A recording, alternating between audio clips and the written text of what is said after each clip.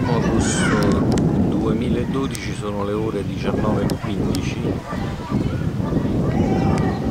In questo momento c'è un rogo sulla circolazione esterna che va dalla rotonda di Qualiano al lago Patria.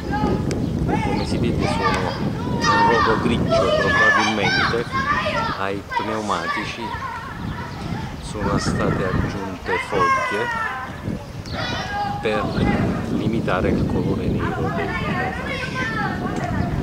Questo è un posto fisso documentato più volte su questo canale, che è sempre lo stesso posto, e precisamente subito dopo un grosso negozio di piscine sul lato destro c'è una casa diroccata dove scaricano continuamente camion, che sembra strano che le forze dell'ordine non riescano a vedere.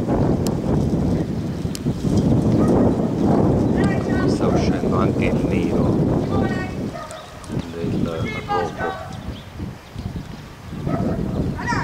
Il fumo va in direzione Passo Casertano, quindi in direzione di Lattempo, però qua siamo nel territorio di Giuliano.